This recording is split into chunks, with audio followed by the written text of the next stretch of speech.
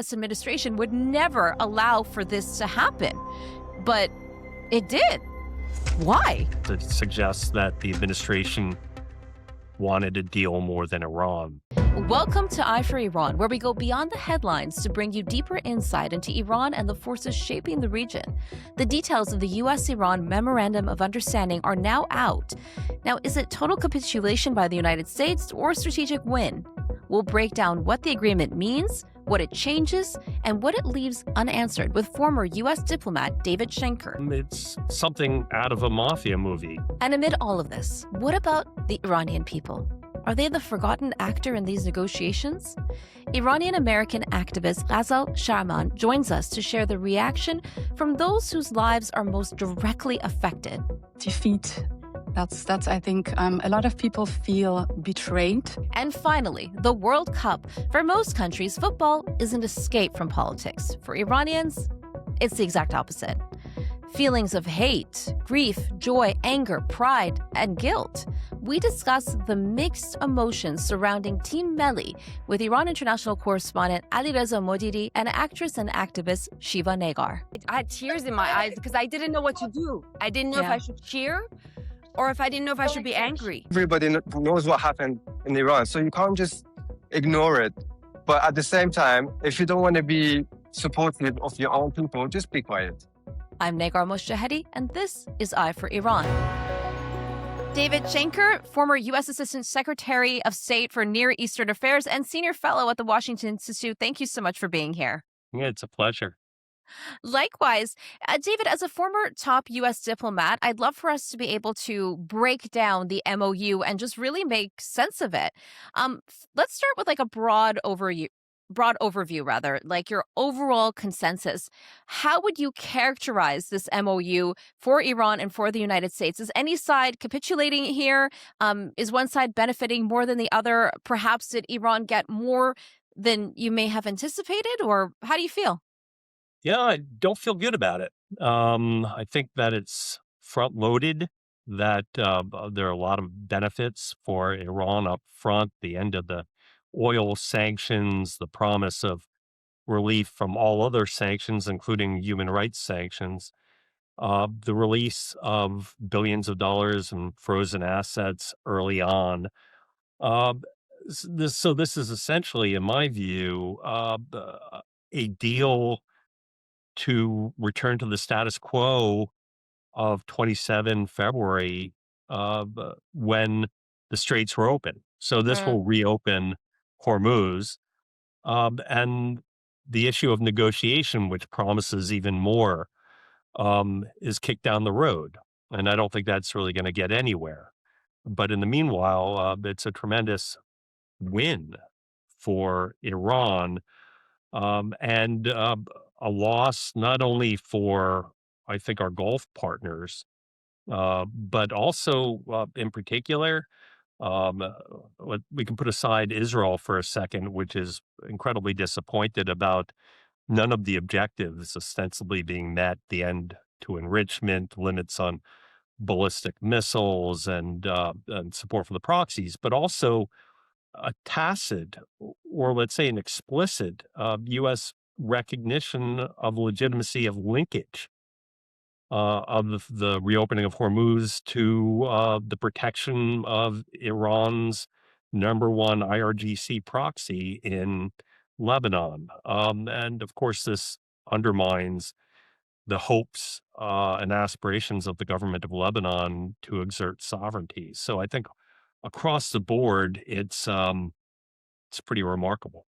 Yeah, that's what I've been hearing too. A big win for the Islamic Republic of Iran, and it showed that their kind of pressure campaign in terms of how long they could, sustain this really worked at the end of the day. Their patience, rather, and the biggest loss also being that for the people of Iran who had hopes and who had aspirations in the process.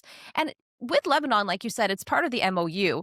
And this is, of course, we have to remember that Iran hit Israel directly for the first time as a result of Hezbollah, Israel's attack on the Dahiyeh region of Beirut, which was as a result of course, Hezbollah at the behest of Iran attacking Israel because they wanted to couple Lebanon with the conflict. And I had heard from so many experts in Washington, D.C. and around the world that this sets a very dangerous precedent and that the president and the U.S. administration would never allow for this to happen. But it did. Why? Well, I think first and foremost, it suggests that the administration wanted a deal more than Iran, so it was willing to make concession. Um, I also think that the administration may or may not, and it remains to be seen, uh, enforce or constrain Israel from taking action against Hezbollah. This may be a short-term deal here because, as I anticipate, I think the nuclear negotiations really aren't going to go very far. And the IRGC will look to establish new rules of the game between its proxy and Israel, continuing to target not only Israeli troops in Lebanon, but also across the border into Israel. And will be looking to provoke an Israeli response that will potentially further damage or undermine bilateral relationship with the United States. So there's a bigger problem here as well, which is the precedent. Iran says that all wars in the region have to end, right? So basically, the recognition of that demand, and I think there's some utility of it. I think there should be some sort of de-escalation. But if Iran can insulate not only Hezbollah, but also the Hashid in Iraq and their partners, the Houthis in Yemen, from Israeli retaliation, Israeli direct action, this too would, I think, weaken U.S. deterrence, Israeli deterrence, and strengthen this proxy network across the region. So I was surprised that the administration agreed to it. But of course, there's a different definition here. The United States is saying we're not demanding that Israel end its military presence in Lebanon. That's something to be determined between the government of Lebanon and Israel. That's tied to the disarmament process with Hezbollah, and that Israel can continue to proactively defend itself. But I think for this first 60, 90 days, we're going to see the United States, the Trump administration pressuring Israel to take the win, to not potentially disrupt these negotiations, but incredibly problematic at the end of the day that the United States recognizes. Yeah, very much so, because now Iran can just use Lebanon or Hezbollah anytime they need for diplomacy, rather, as leverage in diplomatic efforts. But as you mentioned, I mean, there's really kind of two parallel realities taking place in Lebanon. And if you got the President Ayoun, who's appears to be hoping to move closer to Israel. So we'll see what happens with that, given the state of the Middle East and how Iran appears to be, at least politically speaking, more influential despite the severe military losses that they sustained. Yeah, they're going to point to this and say, look, Iran and Hezbollah protected Lebanon. Yeah. And this is going to give Iran some credit with the Hezbollah Shiite constituency. And at the same time, undermine the democratically elected government of Lebanon, which has invested in these direct talks and has not yet achieved sort of tangible deliverables for the Lebanese people. They've invested in a process they know is going to take some time, and Hezbollah and Iran shortcutted it. So, I think I spoke with friends in Lebanon today, incredibly demoralizing for them. Yeah, and you're right, a great propaganda tool for the Islamic Republic. Now, one point that stood out to me was with regard to Hormuz. And of course, the U.S. would dismantle their blockade. Iran would agree to the free passage. But there's one point that really stood out, and that was where it said that Iran would hold talks with Oman and other Persian Gulf states for the future administration, quote unquote, and maritime services. So to me, that almost sounds like adding that Iranian officials would eventually partner with Oman and in administering. I know that they're not framing it as tolls. They've said that it's not tolls, but that they've repeatedly said, the government of Iran, that they're going to put a environmental protection fee. So how do you read that yourself? Well, it's something out of a mafia movie. Iran is offering protection, and will shake down international global shipping. It'd be interesting to see if Oman goes along with this. I mean, some people will point to other precedents. Turkey compels uh, maritime traffic transiting the Bosphorus. They charge them a fee. They compel them to take a tugboat to guide the ships. And this is because it's much narrower, much more narrow and tricky to traverse. And there have been, accidents and environmental disasters, but I don't think it's analogous. And if the administration permits this of course will erode what's left of the global world, rules-based order. And we can expect that the Chinese will start charging for the South China Sea, et cetera. This is a bad precedent to set. And of course, we'll put more money in perpetuity in the pockets of the regime in Tehran. And what is this concept of releasing funds for good behavior? Like, how do you measure that? And it seems very vague. What does that even mean? Well, they're trying to condition release of frozen assets, right? They're doing the lifting of the oil sanctions up front, which of course billions, untold billions of dollars, right? Wow. It is the number one source of revenue for the state, and will be a real boon to the economy and also to the regime's ability to provide largesse funding for its terrorist proxy militias. But what they're going to do is say, well, the Iranians are engaging on the nuclear front. They are negotiating in good faith. They have agreed to downblend their 60% highly enriched uranium, therefore will release more frozen assets. But this is really, first and foremost, the payment for the reopening of Hormuz. And then it is, reparations, for or we can call them, payment for good behavior. But at the end of the day, I personally, and I agree with John Ratcliffe, the head of the CIA, who said that it's, highly dubious that the Iranians will make a significant concession on their nuclear program. And it's not a concession if the Iranians say, if the regime says we're going to take a 10-year moratorium on enrichment.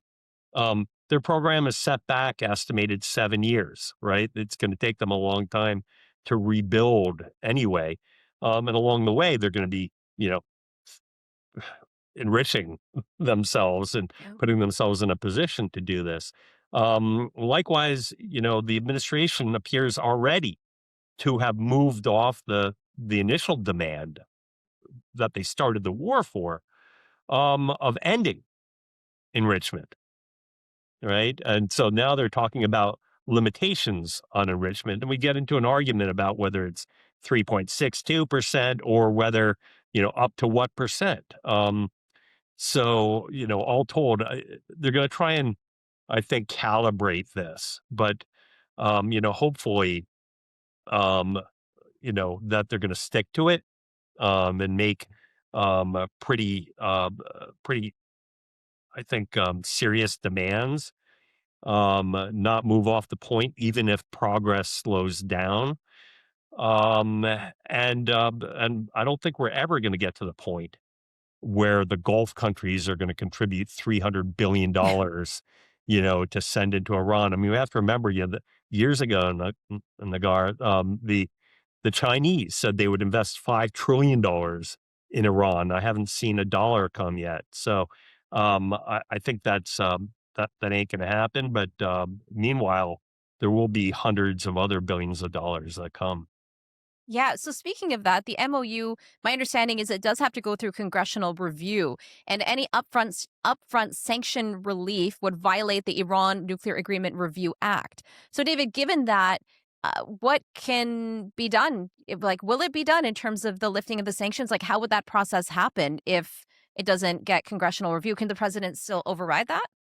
Yeah, I mean, I'm sure typically there are waivers Okay. available within all of the legislation.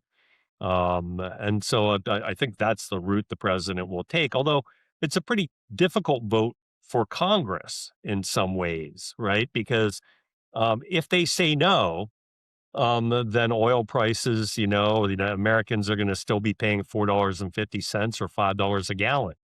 And the president will lay this off, the blame for this, on Congress. Nevertheless, and the other part is, of course, I think Republicans in Congress have demonstrated that um, they're basically amoebas. They're not going to push back on the president. They have proven to be thus far pretty much a rubber stamp for the president. So, there is an aura, and the administration says that they will go and brief Congress. Whether Congress is going to take a vote is another story. Just unclear at this point. Wow. And let's talk about what was missing from this MOU. Tell us in your view, what are some of the big things that were missing? Well, we started this war, with three, four objectives. So let's put aside, what the president said initially about regime change. One was the end of enrichment, the removal of all highly enriched uranium, strict limits on distances of advanced ballistic missiles, and an end of support, financial material support for the proxies and the partners in the region, right? These terrorist militia in Iraq, Lebanon, and Yemen. Um, of that, two out of three are missing, right? They've dropped off. And now we hear the president saying, well, that, maybe Iran has a right to have ballistic missiles. And, listen, they still have, according to Israeli estimates, 70% of the ballistic missiles that they started the war with. But proxies aren't part of the discussion. I'm not sure it would have been useful to raise the issue of proxies because it's unenforceable. Yeah, And if Iran agreed to it, they'd lie anyway. exactly. Um, so, yeah, it's a pretty narrow deal. The MOU is focused on reopening the strait and getting to negotiations about how much enrichment and when Iran can restart the program. And this, really, I think that the blockade was working. The U.S. blockade Yeah, was it working, was. and what it required was strategic patience to test the mettle of this regime to see whether they could withstand, whether the real would go up to 2 million for a dollar, or 3 million to a dollar.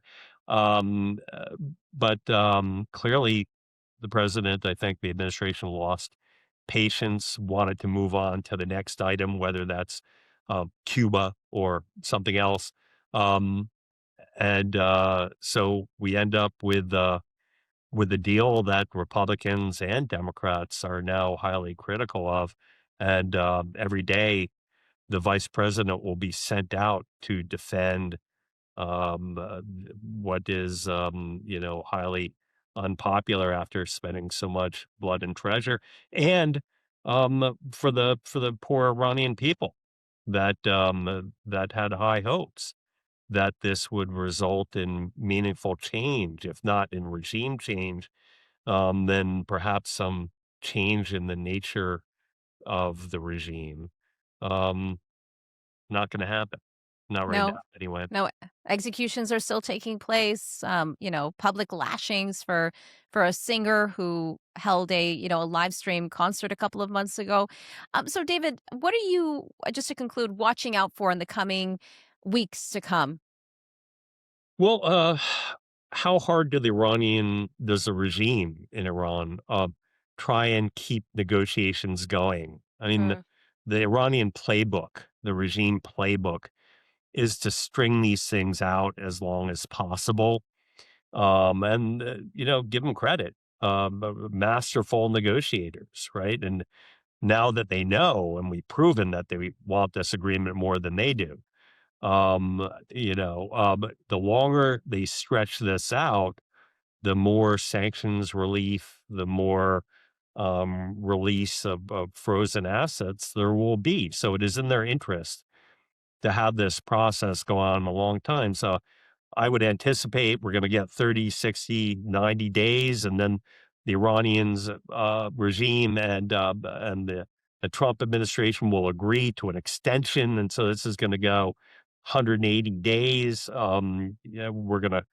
be quibbling about, how much enrichment, when, and the administration's nonetheless invested in it. And contrary to what we hear about resuming the bombing, the president has made clear he has no interest in that. So, yeah. and it's not clear to me it would move the needle anyway. The United States already had 13,000 targets in Iran. Another weekend isn't going to push the needle. So I would look for what happens in the negotiation, um, and then I would be keeping my eyes out on, how much money Hezbollah gets Yeah. from this, whether they reopen their kindergartens, whether Hezbollah constituents start getting, caravans to live in the Bekaa Valley, et cetera, until they can return to the south. Yeah, I mean, all kinds of things to keep your eye on. Next thing is, as you said, the tolls or the protection fee in Hormuz. I'd be looking to see not only, you know, what the result of that is for the negotiations of U.S.-Iran, but also how that impacts U.S.-Omani relations, which are a little stressed right now. So it's going to be an interesting summer and fall. Yeah, it definitely will be lots to look out for. Well, thank you so much, David, for enlightening us and for making sense of the MOU. I really, really appreciate it. It's my pleasure. It's fun to be with you. Likewise. Basil, thank you so much for being here. I really appreciate your time. Thank you for having me. Of course, my dear, you have been through so much since 2020. Your father was kidnapped from the UAE. He was abducted through 2 different states before he was taken to Iran. He was imprisoned, eventually killed. You fought so hard for him, and you continue his legacy, and you light that way. It's just really, I applaud you for everything that you've done during that period of time and after. And, before we get into the MOU, this Memorandum of Understanding, I just want our audience to hear in your own words, tell us about your father, who he was, and what you went through. Thank you so much, Negarjan. And my father's story, as shocking as it might be, is the story of thousands, if not millions, of Iranians and other people in the region, Jews, Druze, everybody who is under Islamist occupation has these stories to tell. So my father was born in Iran, just like me, raised in Germany, and then moved to America, by choice American, for the last 20 years. And from here, looking back at our relatives, our brothers, our sisters inside of Iran, how they have to live under the occupation, how they're just like us. They were raised like us. They have the same dreams like us, the same values, and they can't breathe over there. You can't just sit and live your life outside of Iran. So my father did what he knew to do best, and he was a software engineer. He created a website for the people of Iran back, we're talking 20 years ago or so, where we didn't have YouTube, social media, Instagram, all of these ways to communicate information into the country and out of the country freely. So he created that website and made sure that Iranians could log into the website from inside of Iran and their IP addresses were safe. That means the regime could not track them down. The regime could not stop them from speaking the truth. And that was such a threat to this regime that in 2009, They sent assassins here to Los Angeles to murder my father. That was the first time that they tried and failed. But they never stop. That is the problem with this regime. Once they want you out, they want you out. So assassination attempts against our president, against dissidents, against journalists, they're real. And the moment this regime comes back to power and has more resources, they will continue what they were doing. And they did that in my dad's case, as you said, in 2010. They kidnapped him, took him to Iran, held him hostage for 4.5 years, tortured him until they murdered him. And even when we received his body back, which was also a fight, they even desecrated his body, took out his tongue, his heart, his leg. So many organs were missing. So when we're talking about this Islamic regime, we're not talking about some government clearly. We're talking about the most savage Islamist occupation that the Middle East has ever seen. I'm so sorry, Ghazal June. I know that you've never stopped fighting for the people of Iran, and it's really incredible, even with your own struggles, that you think about other people, and not just people inside Iran, but even outside of Iran. So that speaks volumes of your own character. Ghazal, when news broke of this MOU, what were you feeling? Defeat. That's I think a lot of people feel betrayed. As I was putting out, stories and videos, I saw a lot of people feeling betrayed because they believed in this administration for a good reason. We didn't believe in this administration because they said something. We believed in it because their policies in the first term, in the first Trump administration, showed that they ripped up the JCPOA. They were against a deal with the Islamic regime. Trump pulled out of this knowingly. They were fighting against the IRGC. In this first term, he blew up the IRGC commander, Soleiman, and they put a track record of showing with their policies that they're against terrorism, that they think like that they understand geopolitics and the threat of this regime. And in this term, once again, whether it's a 12-day war or epic fury, we saw actions, not just words. So the trust was real, and the direction this administration was going was very real. That's why many feel betrayed. I and my team of advisors and experts and who I talk to, we feel more defeated because we cannot just ignore that this administration has probably been pushed to take this absolute U-turn from we're defeating this regime, we're bringing them down, nothing but surrender, to giving them like numbers that are unbelievable, $300 billion to the Ayatollahs. That is unforgivable. And throughout this journey, you've become very close, obviously, to people inside of Iran. What are you hearing from them? I mean, many Iranians had hoped that this would be the end. Everyone was really hopeful, sending messages that, see you in Tehran in a few months. And they thought that with the deaths of, tens of thousands of these protesters, that it wouldn't be, they had hoped that it wouldn't have been in vain, right? Because they saw reality. They saw the same reality that every military expert can tell you, that Pete Hegseth can tell you. In the military field, in the battlefield, we won. We had the regime to its knees. We were maybe weeks or months away from going and taking a flight to a free Iran.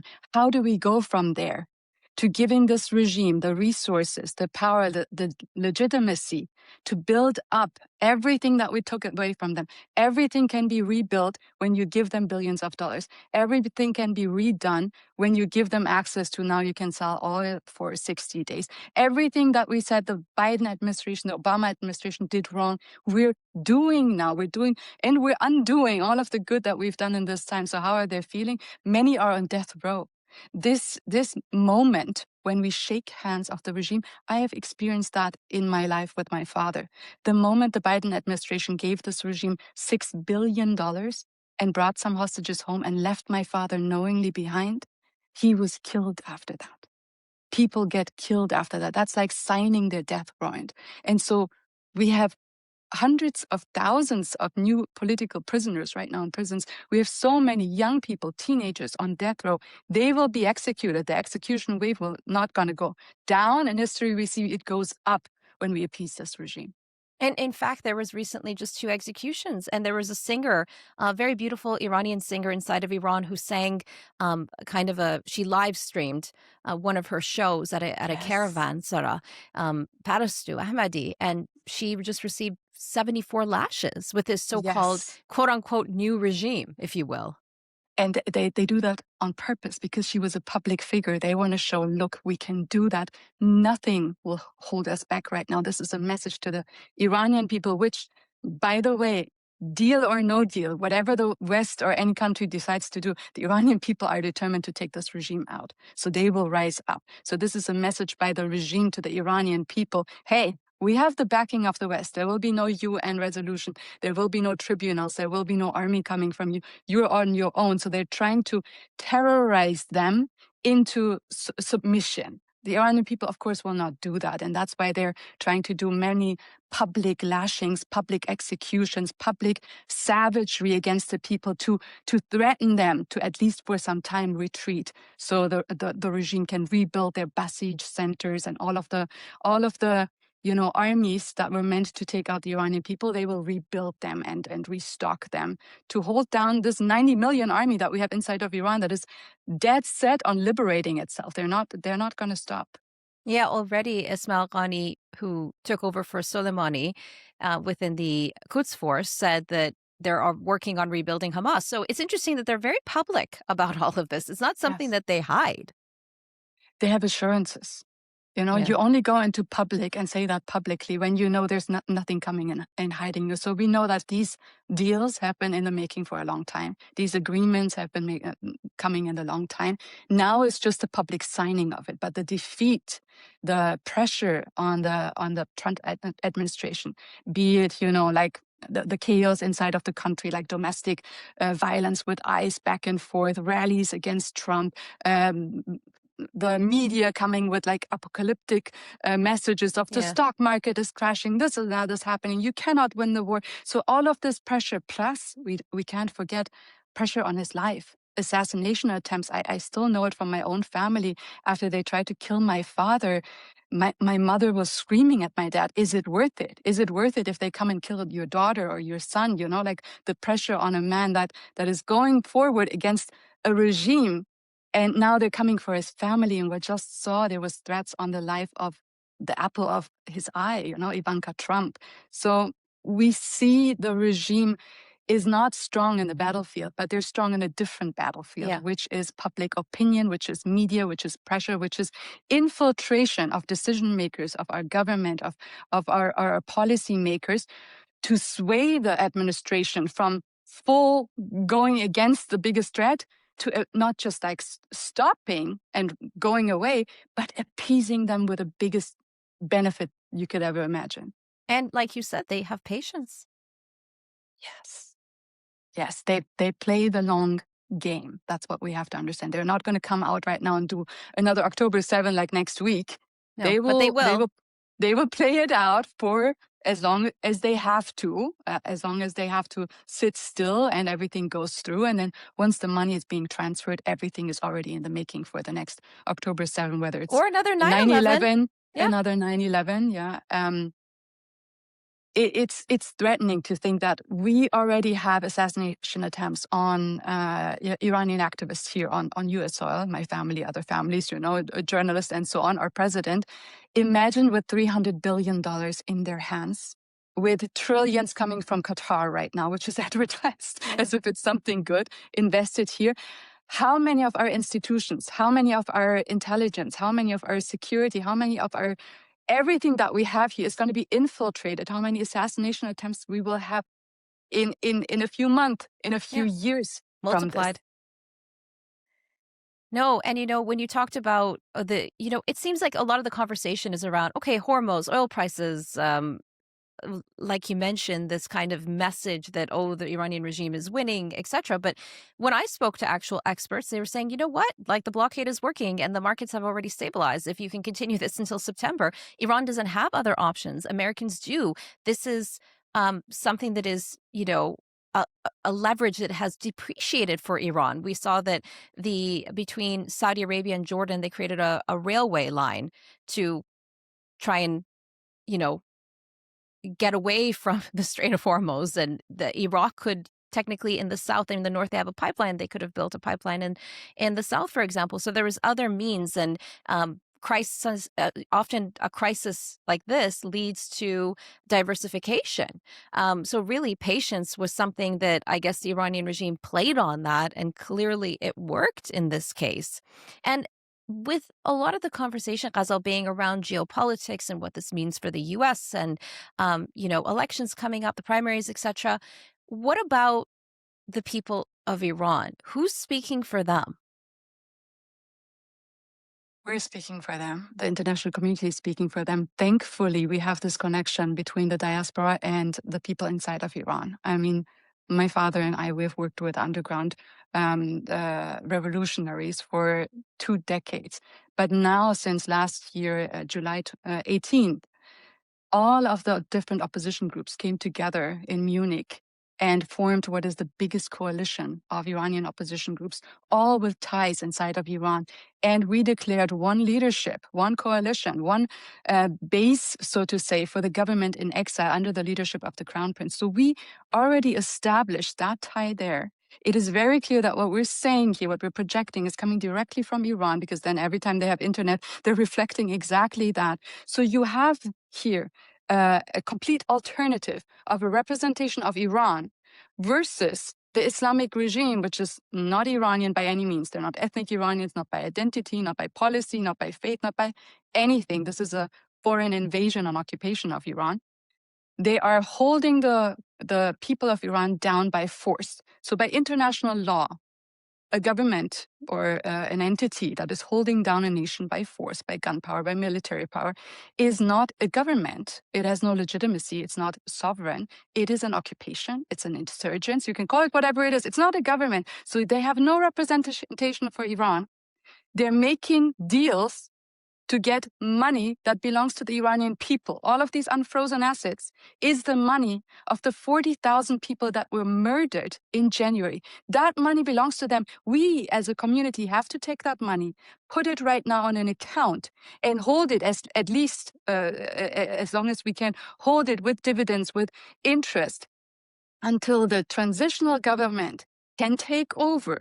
And then that is the moment that we will give back to the people who are coming to the streets, who are reclaiming their country, who are the real owners of that money, who are the real owners of that oil, who are the real owners of the soil that this regime is right now occupying. So we have a lot to do. These people are mobilized inside of Iran, mobilized outside of Iran. We have to stand up. This is not the time to sit down and see, let's watch and see what happens. This is the time to make sure that what is ours is reclaimed by us, and that we show the international community we're breaking international law here. We cannot pretend any longer, after the genocide of January, we cannot pretend that this is a sovereign state and a sovereign nation. They have to be an international tribunal to pay for these crimes. Yeah, when you massacre your own people, sovereignty is definitely thrown out the door there. Ghazal, if you could give, coming out of this MOU, one message right now to President Donald Trump and speak directly to him, what would you say?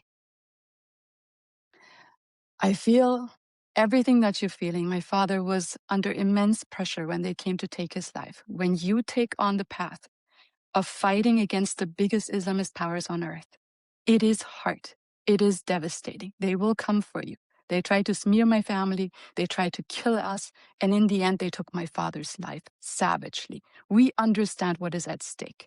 But you have an army of Iranians. You have an army of American patriots. You have an army in the Middle East standing behind you. Capitulation will not save us. It will be our end. So President Trump, from one patriotic family to another patriotic family, who is being targeted by this regime, continue what you were doing. Epic fury is not done yet. We need to finish this. And the people of Iran will be your biggest partner in this. Speak to us, not to this regime. If you go forward with this deal, everything that you have done for America, for Iran, for the world, will be going to waste, and it will be the most horrific deal ever signed. Thank you so much, Ghazal. That was very powerful. And thank you for joining us today on Eye for Iran. Thank you for your time. Joining us now is Alireza Mohdidi. He's a correspondent with Iran International, and Shiva Negar. She is an activist and an actress who attended the match of the Islamic Republic of Iran versus New Zealand. Thank you to you both for being here. Thank you. Thank you for having me. Thanks for having me. Of course. Definitely.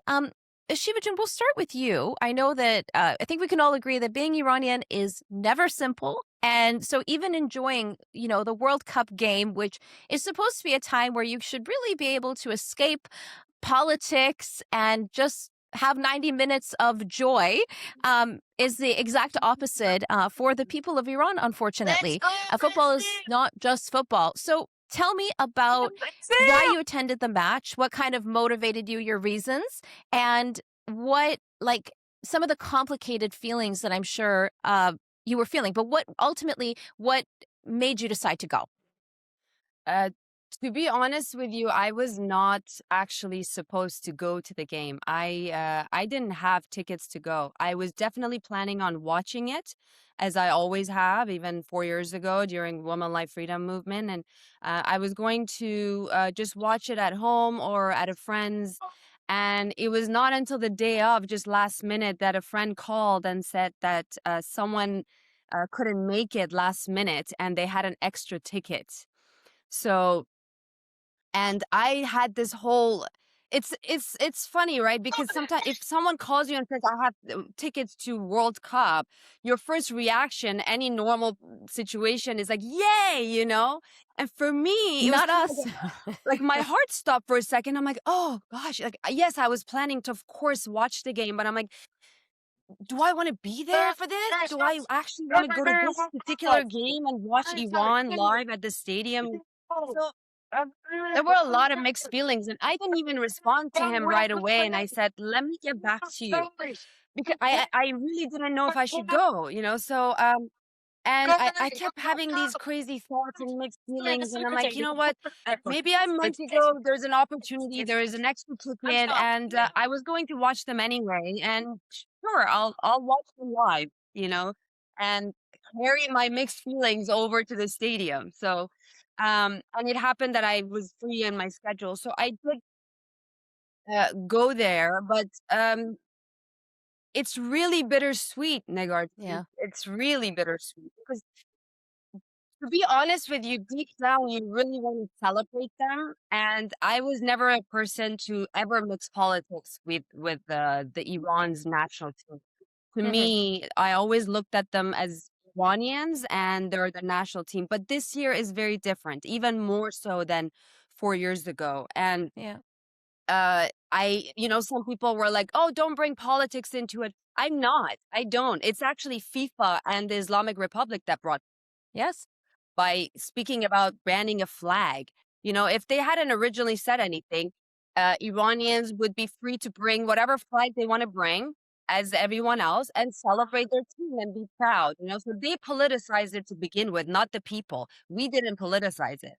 And but I deep down, I want to believe that these are Iranians who are playing for the people, but it's way beyond politics at this point. It's humanity, and we know what happened to Rashid Mazaheri, who did speak up. So at the same time, these players, some of them could, have the heart and be feeling for the people, but they don't want to speak up because they know what awaits them if they do speak up. Or some of them may be very much affiliated and agreeing with the regime. And it's something that we will never know. So all these thoughts and all these feelings are going through your mind while you're watching. And you're like, do I want to celebrate them? Are they with us? Are they not? And some people really celebrated. And some people, I cried. Like the first score, I just, I had tears in my eyes because I didn't know what to do. I didn't know if I should cheer or if I didn't know if I should be angry. So it's really something very unique, tragically unique for us Iranians to feel at the moment. Yeah, it's a beautiful way to describe it. I remember in 1998, like waking up early and watching the games with my grandma and having so much pride in this team. But I feel, like you said, the Islamic Republic regime politicized this team and over time slowly killed Team Melli for so many of us by imprisoning those who would speak out, by, in some cases, killing athletes who speak out, of course, as we know most recently during the January massacre. So they really, I use the word kind of re-educated this team so that even if they did want to speak out, they don't. And some, like you said, maybe they really do deep down inside have this way of thinking, and we're never really gonna know. And this time around, I was watching to see if they sang the national anthem, because they didn't in 2022, but I do believe that they did this time. But that was something I was watching out for. Alireza, you are in California right now. Right in front of the stadium. You're right in the action of all this FIFA World Cup madness. You were also there covering the games. So, as from the perspective of an Iranian, of a reporter of Iranian origin, of course, what was it like for you being there? Describe the atmosphere and also your own personal feelings covering such a historic match. Just has so many other things that Islamic Republic has taken away from us, confiscated. They have also confiscated this national team. I couldn't be this indifferent toward the team. Even 4 years ago, I had this argument with my colleagues, friends. They were like, "No, this is a team of the regime." I was like, "No, these players, we should separate them from the government, from the regime. I've always wanted to be a football player. I've always wanted to be one of these guys. I totally understand the situation." But after January, the massacre, the crackdown, violent repression, I really can't believe that these players didn't say anything. I had very little expectation from them. Just like any other person I spoke to in here, like over 90% majority, they wanted just a little bit of something. You don't have to be Ali Karimi. You don't have to put away everything you have. You don't have to lose everything. You just could have said, I don't know, put a black picture in your Instagram. Just say something. Condemn what has happened. But these players never did that. So mix of emotions, mix of feelings. When they conceded, I didn't really feel much. When they scored, I thought I wouldn't be very happy, but at the same time, I was recording myself and commentating on it. And they scored at the same time. I was like, go on, go on. Then I realized, okay, this is the team that they did nothing for the people. So yeah, but inside the stadium, it was amazing. It was amazing. So many lion and sun flags. I wasn't expecting that. I was expecting to see the flags, lion and sun flag. It was like 90-10, like 90% lion and sun flag. There were people who they wanted to make sure that you should separate this team from the regime. They were saying that we have to take back this team because the regime has taken this team from us. So the majority in the stadium, they were very supportive. At the same time, I was kind of surprised. But when I talked to people, I was like, do you support the team? They were like, we support the players, we support the team. This is the national team of our country. But regardless of the players, regardless of the attitude, we cheer for Iran. But we have to make sure that we take this back away from the regime who has taken the team from us. So the atmosphere was amazing, very supportive, but 90% of them with lion and sun flag. After the halftime, so many of the flag was taken away by FIFA officials. I'm sure you have seen the videos. But also outside the stadium, there was a demonstration, and they had the pictures of those who were killed, around 40,000 people. Some of the people I was talking to outside the stadium, they was like, we won't pay to go inside the stadium to watch these players. But there was so many, 75,108 people watched this match inside the stadium, majority Iranian. There was people from other nationalities, obviously, who live in here, they buy tickets, they just want to watch football. But overall, very supportive of the players. But during the anthem of Islamic Republic, they all booed the anthem of the Islamic Republic anthem, and they just wanted to make sure that to be heard, to be the voice of Iranian people, and saying that this is our team, it doesn't belong to the regime. But that atmosphere was amazing.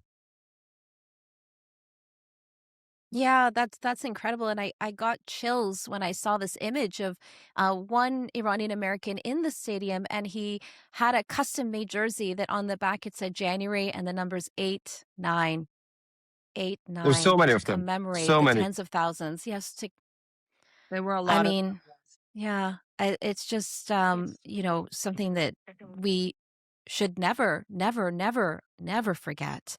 And Shiva, you touched on something really interesting when you talked about, they scored and you kind of had this feeling of joy. And then you went, wait, I don't know if I can feel that way. Describe that to somebody who may not understand what it's like to have those mixed feelings all at the same time. And you're in the atmosphere and you're seeing these players coming from Iran. And as Ali Reza said, the team Melli of Islamic Republic, essentially.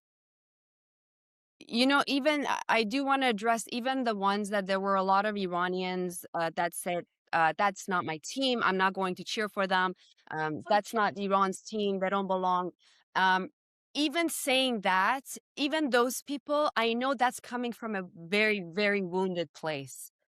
I don't think they really mean it. We're all hurting so much because of everything that's happened, because of the massacre that we had on January 8th and 9th. And you're constantly thinking about all these human beings, the 40,000 people that were massacred by the regime, and now they're trying to whitewash everything by bringing this team to the West and try to pretend like everything is okay. But at the same time, I think those people that say this is not my team, deep down they want to be able to be proud of their country and the national team.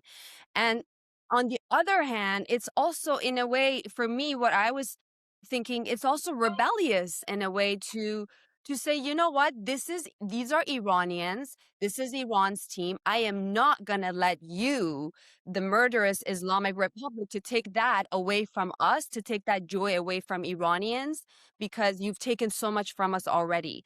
So there's also that aspect or that approach to it, so that's why all these things are so mixed and bittersweet in a way. And that's exactly what happened when they scored their first goal. Uh, there was a whole people were a lot of people jumped out of their seat and they're holding the lion and sun flag. So at the same time, I looked around, I started crying. I don't know why, because I couldn't I have too much pain in my heart. I don't know, Yeah. this year has been such a tragic year for Iranians inside Iran, especially. And I can't possibly just say yay, because I'm constantly thinking of people who have lost their loved ones, and they wouldn't care about the team Melli scoring goal when they've lost their daughters and sons who were slaughtered by this regime. They don't care about bringing joy through soccer. So I'm constantly thinking about those things. So I teared up a little bit, like in my throat, and I was holding it back. But I looked around, and in a way, I did like that rebellious move of seeing people with the lion and sun flag celebrating this score. Because they're like, we are Iranians. This is the real flag of Iran, and we're still going to celebrate you as Iranians, and we're not going to let the regime take it away from us. So I understand and appreciate that approach as well. Hmm. I also understand the anger and the pain of saying this is not my team. So we had a mix of all of those in the stadium. And of course, very small number of people who were on the side of regime, and Yeah. they were holding the wrong flag. They were holding the Islamic Republic flag. They were the minority, but we had them as well. Yeah, they exist too, but that's very interesting about people with the lion and sun flag cheering and just taking ownership. Like, no, you can't control how I feel about this team. Alireza, what about inside Iran? You're in touch with people inside Iran. How do people inside Iran feel about Team Melli, which for people who don't know, Melli is like national, right? Like your national team. Do they also see it the way that those of us in the diaspora feel with those mixed emotions, or is it different? I get a lot of messages, so many messages saying that this is not our national team. Like I had a chat with Reza, one of our colleagues. He was saying that if the World Cup was in Iran and they had played in Iran, I'm sure no one would have gone to the stadium to support these players, because these Wow. players most of them, they went to the pro-government gatherings saying that we're going to go to America to hold the flag and show who we are. So you don't really have to say that. You know, we have an open wound. Imagine that mother who has lost her child, father, I don't know, someone who has lost a brother, sister. Why would you say something like that? Just be quiet. Just be quiet. You're a footballer. Okay, you're a footballer. Just play your football. Okay, I'm going to watch you and you may get a support, which happened in here. But you don't really have to say that. So this is an open wound, as I said. Some of these players make it worse just for their own benefits, because last World Cup, kind of something similar happened. And they had a meeting with the president at the time, Raisi, who was crashed down with a helicopter and died. And they were like, why would you do that? You know, just for your own benefit. They don't really care about the people, it seems. They just think about themselves.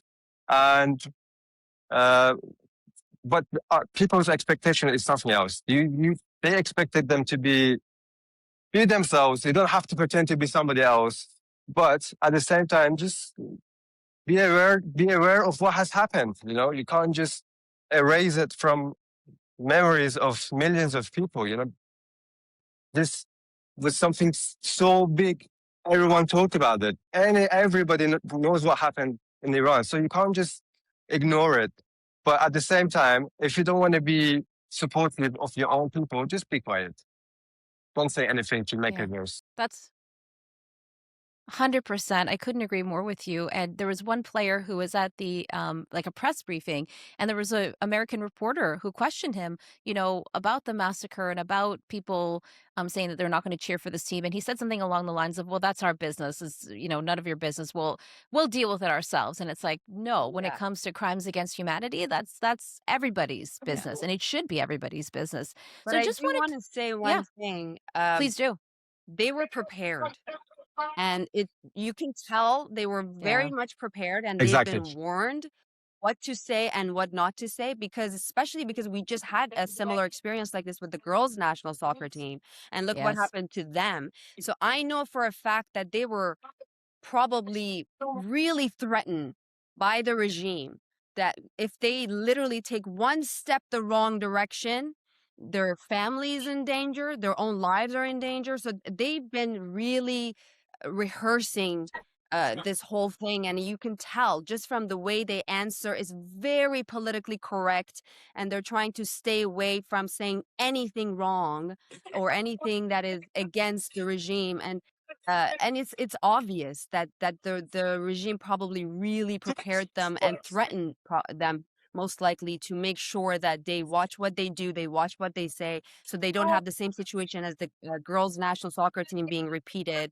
And you can see that. That's why you never know what's really going on in their minds, because they are putting on a face to the world, that you know, that this is our business, this is our country, and we just want to play soccer, we just want to bring joy. And they're just saying all the things, all the right things, basically. The player you Yeah, just mentioned, exactly. Negar And Jan, yeah, sorry to interrupt. The player you just mentioned was Rami please Rezaian go in the ahead. press conference.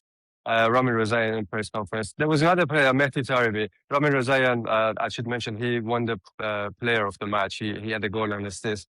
But at the end, he said this, which was very, I don't know, crazy to say something like that. Also, Mehdi Taremi in the press conference before the match, he was like, our conflict, this could happen in any country. It's normal. I mean, for sure, history is not his best subject. And I've never seen or read, I don't know, watched anything like that, what has happened in Iran. So as Shivajan mentioned, some things were dictated to them. Some of these players, the mentalities, they were brainwashed as a child growing up. They really think like that. But some of them are taking advantage of this opportunity for their own benefits. So I find that worse, even worse, to pretend and take advantage of this situation for your own benefit. Those with the mentality brainwashed, different. I think, okay, this is how they think. But when they take advantage of this, I cannot accept it personally. No one should. And a lot of these players are very wealthy inside of Iran and very connected to this regime apparatus. Any final thoughts? Alireza, I'll start with you, and then Shiva. If you had to describe the experience of watching, and in your case, Alireza, of reporting on the World Cup, Iran playing on U.S. soil in the midst of everything that's happening, what is the one word you would use to describe it? I'd say very lucky for them to be in US after what has happened, what they have said. But they had visa issues, but it was very generous of US to allow them to enter this country and play their World Cup matches, because if they had decided not to allow them to enter the country, they had to play with themselves as they did in the 3 matches, friendly matches. They had to play with themselves like 4 times. Nobody wanted to play with them.